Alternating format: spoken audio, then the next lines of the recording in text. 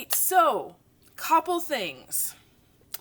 We're really talking today about this idea of self-image, failure, how you see yourself really gets you to success or to failure, right? So I want to go through, there are 3 examples and there's a little twist to each one. So the first example is if I fail at something, so I make a mistake, right? And I see myself as a failure, right? So I've somehow made a mistake, maybe in a relationship or, sent an email wrong, right? And I call myself a failure. Oh, see, there's the evidence of why I'm a failure, right? Guess what? I will become a failure. The way that I see myself will inform my future actions and thoughts, okay? Now, let's say I fail. So again, same thing. Let's say I send an email wrong or I have a bad interaction. I fail. But the thought behind that failure is to say, oh, well, no big deal, right? I will become a complacent person. So it's not really, helping, but it's not harming. It just is, right? Now, a third option is, let's say I fail. Same thing happens. Send a wrong email, have a bad interaction. I fail. And then I say, you know what? What am I learning from this failure, right? So I go through this fail forward process where I ask myself, what am I learning and how can I be better because of this?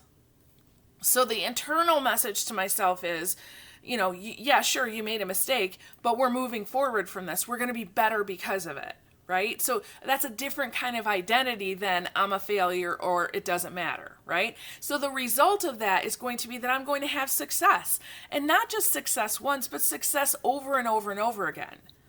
Okay? 3 examples, the same circumstance, the same failure, right?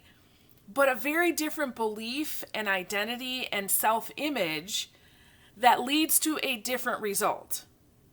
Okay, so I really want to highlight that for you because sometimes as I'm working with people and I'm hearing them and they're talking about, hey, this is the result I'm having in my life, they don't necessarily backtrack to see what was the thinking that led to that result. Okay, and I'm not talking about the rational, logical, reasoning thinking, okay? That's in your conscious brain. I'm talking about the self-image thinking. So your identity, how you see yourself. And that's largely been determined for you, honestly, without your permission. Okay? So when you're a young child and you're going throughout life, there are experiences that you're exposed to. There are people in your life that you're exposed to that all build up your self-image. And you don't have access to making that as a choice, right? Now, as you become more aware, right, I hesitate to say older because just because you're older, you're aged in this world, doesn't mean you're more aware, right? But as you're more aware, and I would hope that if you're, watching this video or listening to the podcast that you will understand, awareness, okay? As you become more aware, you become more responsible for how you see yourself, okay? So, are you getting the results that you want in your life? Are you getting the results that you want in all areas of your life? Okay, so physical, spiritual, relational, career, financial, right? Those are the 5 biggies. That's usually the 5 I focus on.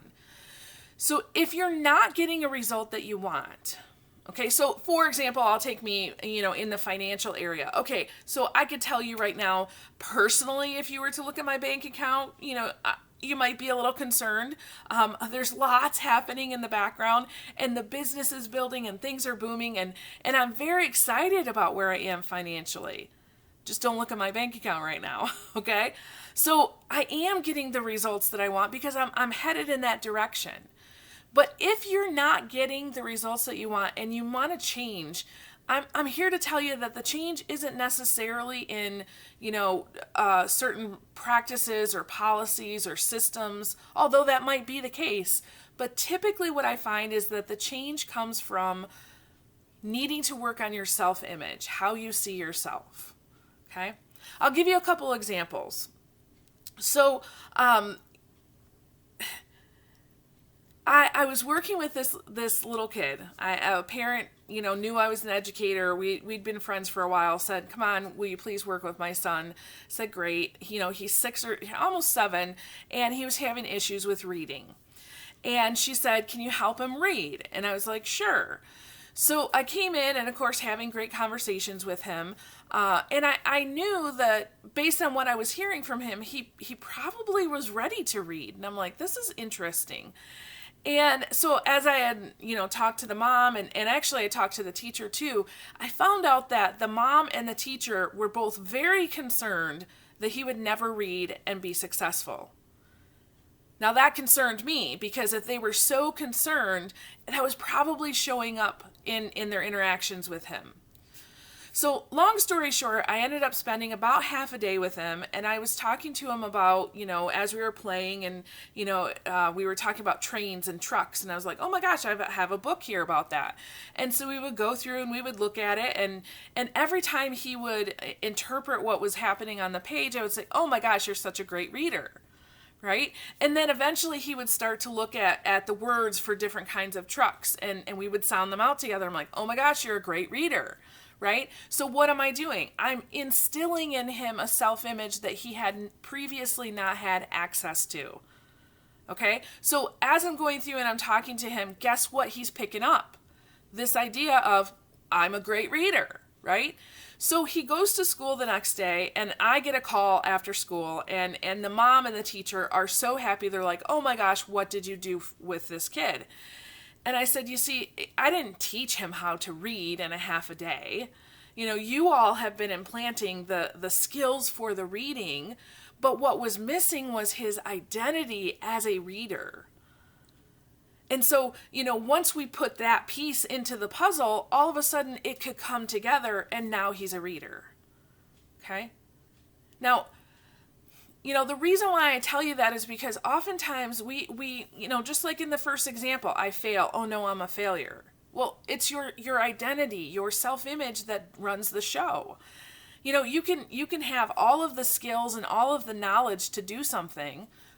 Here's a great example. Okay, how many of you could speak passionately about something that you love for 5 minutes?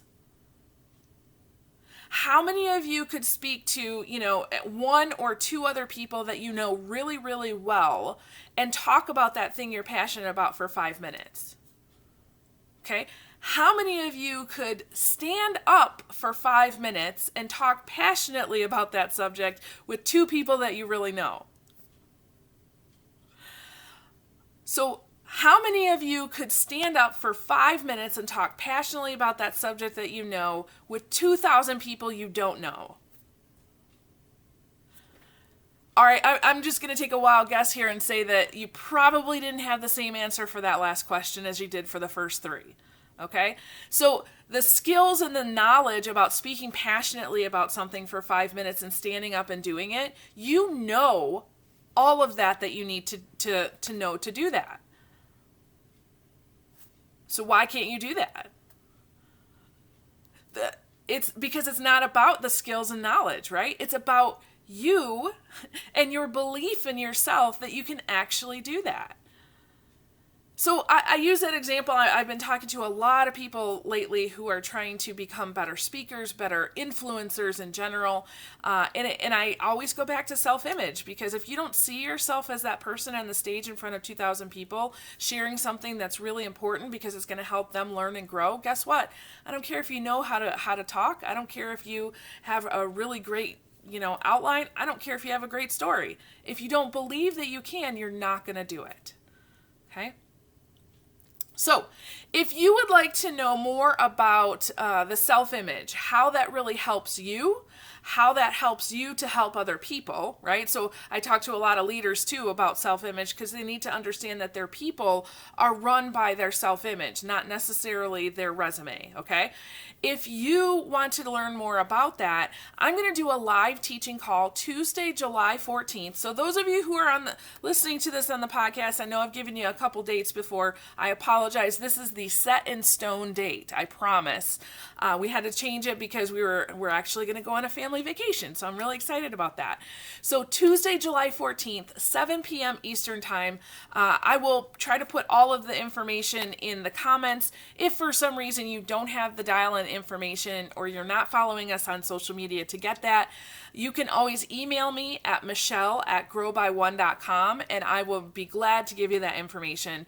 Going to be about 90 minutes long.